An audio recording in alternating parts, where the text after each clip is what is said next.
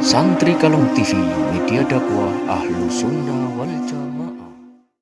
Maulana Muhammadin wa ala binadihi sayyidatina Fatimah Zahra wa ala alihi wa sahbihi wa barakatuh. Para jamaah yang saya muliakan, marilah kita bersyukur pada Allah Subhanahu wa taala sampai kita merasakan indahnya syukur pada Allah Subhanahu wa taala.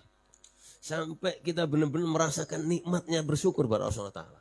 Sampai kita merasakan, memahami betapa pentingnya bersyukur pada Allah Subhanahu wa taala. Kalau belum, tanyakan pada rambut bergoyang. Saya ngaji serius, ini tertawa gimana Ustaz? Saya renungi ngaji syukur ini belum habis-habis.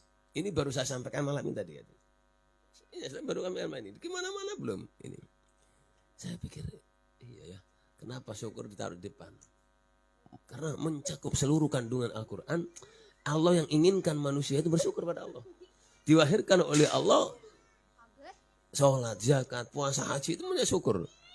Jadi semua yang ibadah kepada Allah itu sebenarnya syukur. Makanya Rasulullah SAW abdan syakuro disebut, apakah engkau tidak ingin aku ini sebagai hamba Allah yang bersyukur? Ini orang jarang paham. Ini baru saya sampaikan ini tadi. Nikmatnya hidup adalah mensyukur nikmat Allah Subhanahu wa taala. Apapun kondisinya. Bahkan jadi ingat pernah doa berapa tahun yang lalu, lama saya doa itu. Ya Allah, jadikanlah aku hambamu yang bersyukur padamu baik susah maupun senang. Baik susah maupun senang. Kenyataan sekarang ini. Jadi saya pernah minta kepada Allah bertahun-tahun, jadikanlah kepada aku ini hambamu yang bersyukur kepadamu dalam keadaan susah maupun senang. Jadi saya pikir sekarang baru paham saya. Ya kalau susah nggak pernah susah orang syukur. Orang yang bersyukur nggak pernah susah. Senyum bukan nggak pernah susah. Orang dia dikasih musibah dia syukur alhamdulillah karena Al-Qur'an alhamdulillah. Nggak susah. Yang bikin susah karena dia nggak bersyukur Allah. Baru paham saya sekarang. Jadi para jamaah yang saya muliakan, betapa pentingnya mensyukur nikmat Allah. Yaitu tentang keanugerah karunia Allah Subhanahu wa taala. Bahkan banyak orang itu membaca Quran, firid, dzikir semua, pokoknya amal-amal yang banyak. Tapi jarang orang yang merenungi atau tafakur. Tafakur itu penting. Kalau antum santai, longgar, tafakur, memikirkan ciptaan Allah, memikirkan keadaan kehidupan ini, memikirkan semua yang sekitar kita. Betapa indahnya. Kadang-kadang saya lewat lihat orang, maaf ya, sudah kadoan cekak, gak sholat pisan ya. Lalu gak bener ini lagi pelakuannya. Saya tuh jadi, ya Allah, kasihan orang ini. Kadang-kadang saya berpikir, ya Allah, betapa sabarnya engkau. Kenapa? Saya katakan, lah orang gak sholat, gak ibadah, dia kafir, dibiarkan oleh Allah SWT, kan sabar sekali. Nah kalau saya tak bunuh aja. Kan. Jadi itulah hasil perenungan, hasil daripada kalau kita mau tafakur. Jadi saya nggak ada emosi, saya benci sama orang, enggak pernah. Ketika orang bisa bersyukur Allah, nggak akan benci sama siapapun. Di apapun dia alhamdulillah, ya alhamdulillah. Bahkan pernah saya ceritakan kan ketika saya diuji oleh Allah, ditampar orang pakai besi wajah saya, sedih saya 2 hari. Saya pakai wirid dzikir, biasanya wudhu saya hilang. Saya itu dulu masih masa muda, masa awal ngaji sama saya, sama guru saya. Kata guru saya, orang wudhu itu jangan dulu kalau wudhu sambil bertasbih kepada Allah Subhanahu wa taala, maka wudhunya itu memancarkan cahaya. Karena ketika diusap ini, airnya percaya kita nempel di tangan. Cahaya jadi malaikat itu bersujud sampai hari kiamat. Makanya orang kalau ketika dia susah, dia sedih, dia marah, wudhu hilang. Nah, waktu saya diuji oleh Allah dengan satu masalah yang berat, ternyata saya wudhu hilang gitu aja. Tapi nggak lama, 1 jam, 2 jam, 3 jam, kamat lagi, wudhu lagi hilang lagi. Akhirnya setelah wudhu kedua menurun 20%, menurun 50%, menurun terus sampai akhirnya 4 kali wudhu hilang. Dan betapa sederhananya Allah memberikan satu pelajaran pengadah hamba-hambanya yang iman kepada Allah Subhanahu wa taala. Salawat serta salamnya Allah mudah-mudahan selalu dicurahkan oleh Allah kepada junjungan kita Rasulullah Muhammad sallallahu alaihi wasallam yang telah memberikan tauladan yang baik, contoh yang baik bagi kita. Lalu bagaimana mencontoh Rasulullah sallallahu alaihi wasallam? Allah Subhanahu wa taala sudah memberikan jalan yang mudah untuk meneladan Rasulullah sallallahu alaihi wasallam. Ya ayyuhalladzina amanu sallu alaihi wasallimu taslima. Ini yang perlu kita pahami. Kalau sholawatnya sudah paham semuanya.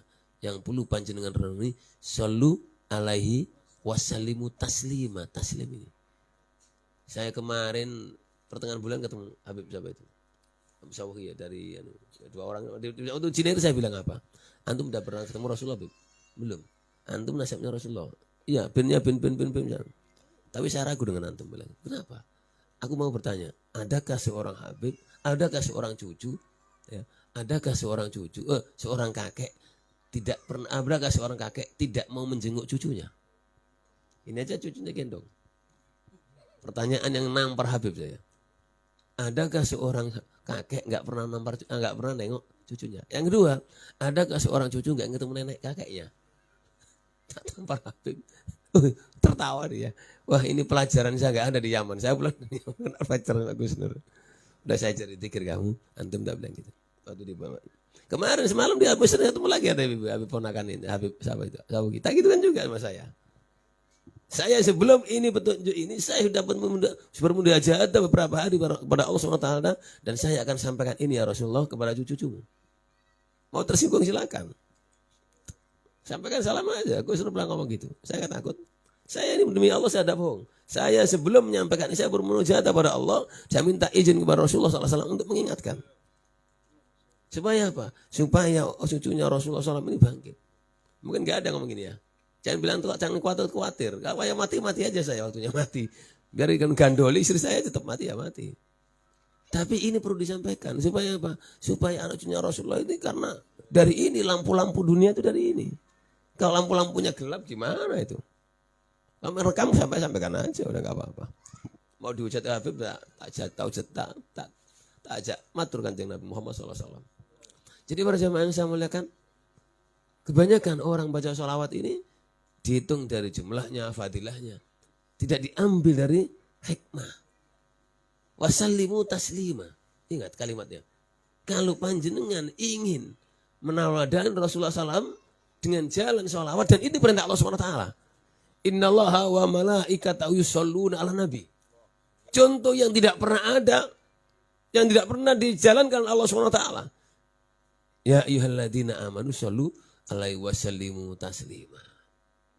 Berarti sholawat ini satu amal yang sangat penting. Sangat penting. Dari situ sholawat itu akan melahirkan harisun alaikum bil mu'minina raufur rahim. Maksudnya Rasulullah SAW memiliki perasaan seperti itu, harus kita cari, kita ambil, kita minta pada Allah dengan sholawat kepada Rasulullah SAW, dengan sholawat yang taslim. Sholawatnya dengan yang taslim. Dan ini tidak bohong, tidak harus Habib, tidak harus kiai, tidak harus ustadz, enggak. Siapa aja yang bisa mempraktekkan itu, pasti dia akan mudah mendapatkan hidayah dari Allah SWT. Karena Al-Quran itu bukan untuk anaknya kiai, bukan anaknya Gus, enggak. Bukan anaknya Habib, enggak. Untuk semua umatnya Rasulullah SAW. Ini untuk semuanya, siapa aja. Ini pada hari yang saya muliakan, perlu. Makanya kalau baca sholawat, jangan santai. Tapi toto hati jenengan dikir sambil minta pada Allah, sambil bertik. Apalagi sholawat sambil minta di hatinya, akan diangkat oleh Allah. Sholawat itu akan membawa, akan menggandeng permintaan itu. Permintaan yang paling utama dalam kitab Hikam Sunnah Ta'ala mengingatkan permintaan, minta yang paling baik yang disukai Allah SWT, minta untuk bisa menjalankan ketaatan pada Allah SWT dan bisa menjalankan sunnah Rasulullah SAW. Itu yang lain, enggak. Nah, itu udah kita minta. Yang lain enggak minta enggak apa-apa. Kenapa?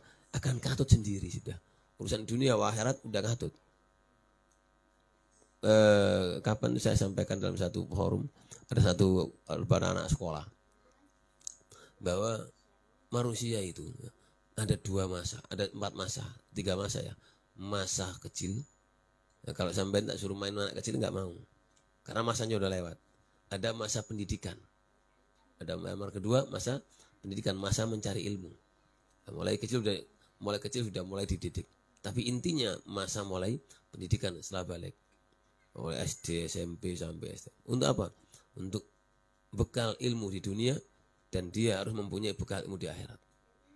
Kalau orang masanya kerja, masanya nyari ilmu, suruh kerja, udah nggak bisa enak, udah nggak pas, tidak pada tempatnya. Masa-masa pendidikan, masa-masa pertumbuhan, masa pendidikan. Ada masa-masa mempraktekkan ilmu yang telah dijalani. Yaitu apa? Yaitu ilmu agama maupun ilmu umum. untuk urusan dunia. Yang ketiga, masa-masa tua. Masa tinggal mempraktekkan ilmu agama saja. Udah bungkuk, sudah tua. Nah ini kalau masa tua ini tidak ada ilmu agamanya. Seperti kambing, celula. Ini banyak terjadi di masyarakat kita. Bahkan kemarin saya membuka pengajian rutin di jamaah di Kintamani. Sangat jauh, 2 jam lebih, 2 jam setengah ya.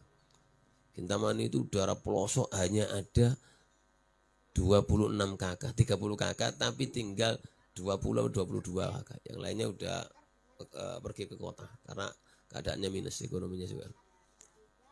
Di sana saya ngaji, bila ustadznya bilang, tolong diajarkan cara bungkus mayit, tolong angkat yang wudhu yang benar, itu yang sesuai dengan. Nggak ada yang ngajar ngaji. Yang ngajar ngaji nggak ada. Ada ngajar ngaji Quran tapi nggak ngaji fikih, nggak ngerti. Orang mu'alaf asli Bali. Nah, ini para jamaah yang saya muliakan. Makanya kita itu beruntung hidup di kota, ada majelis zikir, majelis ilmi. Masuk aja ke sana. Kalau saya 1 bulan sekali, kalau di rumah antum ada majelis zikir, daulawat, yasinan ikut. Ada pengajian di masjid-masjid rutin ikut. Supaya apa?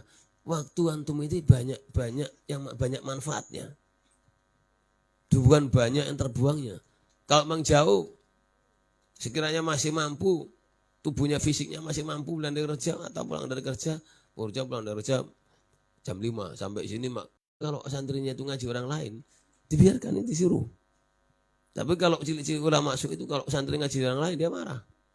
Mungkin antum pernah ketemu. Oh itu macam-macam alasannya. Intinya ya takut aja kehilangan santri. Kalau saya enggak takut kehilangan santri. Kehilangan istri enggak takut saya kok.